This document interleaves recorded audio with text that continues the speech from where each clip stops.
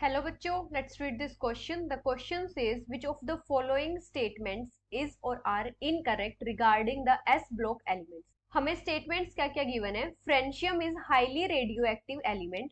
Oxides and hydroxides of alkali metals and alkaline earth metals are not alkaline in nature.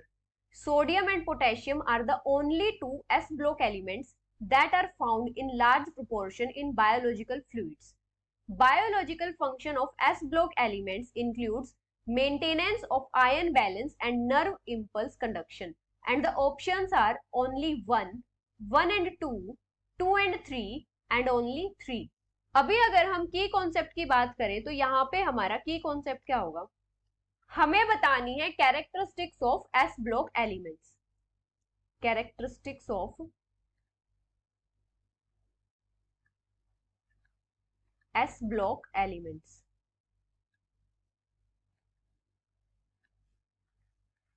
अगर हम बात करें radio activity की तो S ब्लॉक एलिमेंट्स में जो रेडियो एक्टिव एलिमेंट होते हैं वो कौन से होते हैं? एक होता है फ्रेंशियम और एक होता है रेडियम. फ्रेंशियम और रेडियम दोनों रेडियो एक्टिव एलिमेंट होते हैं. अभी अगर हम बात करें ऑक्साइड और हाइड्रोक्साइड्स की, oxides and hydroxides of S block elements. जो ऑक्साइड और हाइड्रोक्साइड होते हैं एस ब्लॉक एलिमेंट्स के, वो एल्केलाइन होते हैं नेचर में, एल्केलाइन इन नेचर. अभी अगर हम बात करें बायोलॉजिकल फ्लूइड्स की तो बायोलॉजिकल फ्लूइड्स में हमारे कौन से एस ब्लॉक एलिमेंट्स होते हैं? इसमें प्रेजेंट होते हैं sodium, potassium, magnesium and calcium. ये प्रेजेंट होते हैं बायोलॉजिकल फ्लूइड्स में. अभी अगर बात करें हम लार्ज अमाउंट में प्रेजेंट होता है सोडियम आयंस, पोटेशियम आयंस और मैग्नीशियम आयंस. जैसे जो सोडियम पोटेशियम पंप होता है ये यूज होता है for transport of ions into and out of the cell. For transport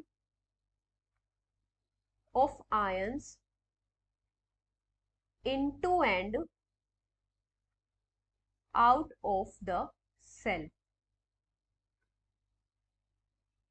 और जो सोडियम पोटेशियम पंप होता है, मतलब सोडियम पोटेशियम आयंस होते हैं, ये क्या करते हैं?